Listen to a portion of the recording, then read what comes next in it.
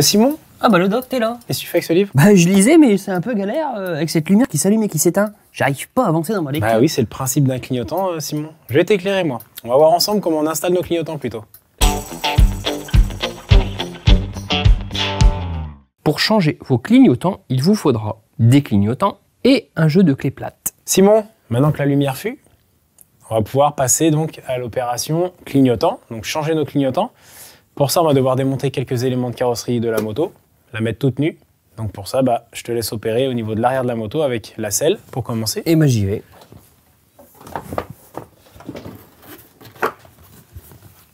Allez, je te libère les mains. Hop, merci. Parfait. Et je te fournis les différents outils pour démonter la coque arrière. Donc vous pourrez voir que sur cette moto, on est obligé de retirer quelques éléments de carrosserie, comme notamment la coque arrière, la barre de maintien pour le passager. Et après, forcément, en fonction des motos, ça peut changer. Des fois, les clignotants sont accessibles directement avec une petite fiche quasiment cachée à l'extérieur de la moto. Donc toutes les motos sont différentes. Là, sur le cas présent, on est sur une Honda 500 CB. Donc du coup, on a quelques interventions à faire. Obligatoires.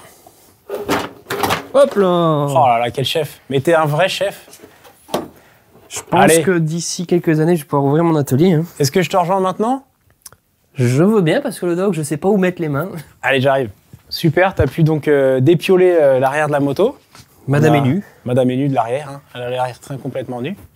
On va pouvoir regarder maintenant ensemble donc, les différents composants et surtout les connectiques en fait. Parce que là, un clignotant, ça reste assez simple. C'est deux fils, donc le clignotant en lui-même qui est connecté donc au faisceau principal de la moto. Donc là, on va pouvoir les repérer. Hein. On voit que ça part du dessous. Hop, on a un clignotant ici droit.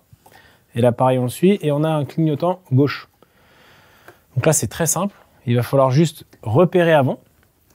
Donc, le fil rouge et le fil noir. Voilà, le fil de couleur. Donc en fonction des motos, vous avez des couleurs différentes. Donc là, on voit ici donc, les connectiques d'origine, d'accord? Donc le vert chez Honda. La masse? La masse, exactement. Et après, on a nos deux alimentations. Donc on aura forcément un clignotant avec un fil de masse et un fil d'alimentation. Donc du coup, on aura un de ces deux fils qui réceptionnera donc un clignotant. Et après, en commun, on aura donc la masse des deux clignotants qui seront connectés à ce connecteur. Oh, c'est chromé, c'est pépite. Regarde le doc, ce que j'ai dégoté dans le stock. Ah ouais, donc là, tu nous as pris un clignotant de vitesse. Là, j'allais vite, mon gars. Là, ça va filer dans l'air avec ça. Bon, je le trouve, moi, très joli. Hein, c'est bien. Tu vas pouvoir nous faire un petit montage là, sur cette 500 CB custom maintenant. Alors, on va voir ensemble quand même quelques petites particularités avant le remontage, d'accord? C'est que on voit deux fils là sur ce clignotant, d'accord, avec donc notamment des couleurs différentes, d'accord. Et puis ici, on va pouvoir voir aussi une forme ici, qui est donc au niveau de la connectique. Donc ça, on va appeler ça donc une cosse. Donc ça sera la cosse mâle, d'accord. Donc ça va rentrer en fait dans la partie donc opposée, qui elle sera la cosse femelle, d'accord. Dame nature est bien faite. Exactement. Donc ça va vraiment être ça, c'est ce qu'on utilisera et qui va se connecter donc au faisceau d'origine. Et donc là, on voit que les couleurs vont certainement être différentes de celles de la moto. Pas de panique. Le noir, en règle générale, le noir en électricité, c'est toujours la masse, d'accord? Et là, ça sera l'alimentation. Donc là, on ne peut pas vraiment se tromper en fin de compte. Et si jamais je me trompe? Ça ne fonctionne pas. Donc j'inverse. Donc on inverse et ça fonctionne. Tout simplement. Donc maintenant, on va pouvoir passer au montage. Mon petit clignotant pépite. Hop.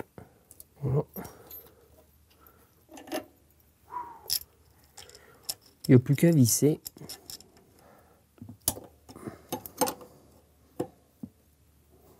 Et là, je remets les petites cosses dans le trou. Ah, Simon, alors? Parfait, regarde ça le doc. Oh là là, t'es un vrai chef. Et plus qu'à brancher. Ok, tu te souviens de ce que je t'ai dit, hein, parce que sinon on va tous sauter là au plafond. Hein. Le noir avec le vert, parce que masse et masse. Donc le vert chez Honda, c'est la masse. Et le noir en électricité, c'est le négatif, donc la masse. Alors, voilà. Juste que monsieur veut pas rentrer dans madame. Ne tremble pas, Simon. Sois serein. À présent, on va pouvoir maintenant voir si Simon a fait le bon branchement. Et convenablement remonter son clignotant.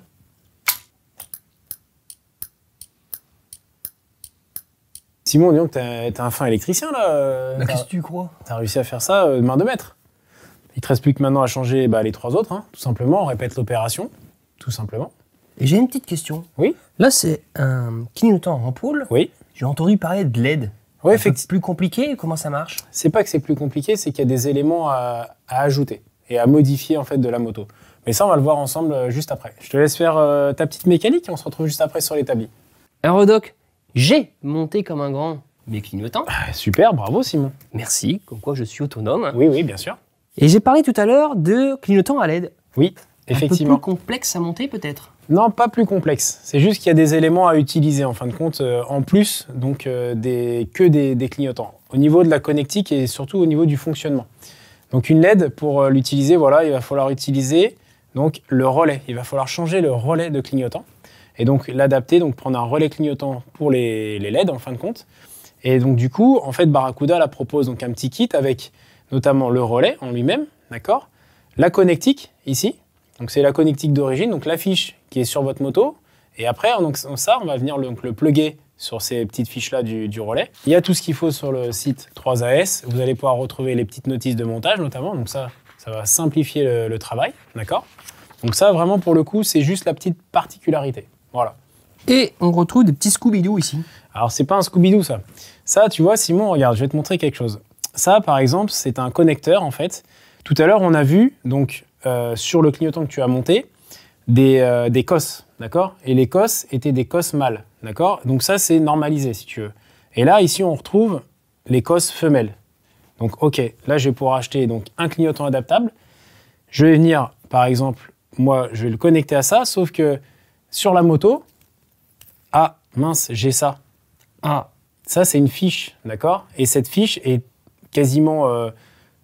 elle n'est pas identique, pardon, à toutes les motos. Spécifique à certaines marques. Voilà, exactement. Donc, du coup, on ne peut pas le brancher directement. Alors, il y aura une solution, ce serait de couper, de venir mettre d'autres cosses, faire une petite soudure à l'étain et tout. Ça, c'est faisable. Mais il y a quand même des choses beaucoup plus simples. C'est que là, j'ai le clignotant, comme tout à l'heure, avec les 2 cosses, donc mâles.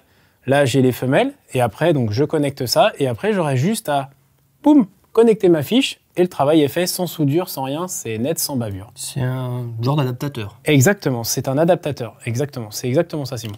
Ok, et là, œil rond ou œil bridé?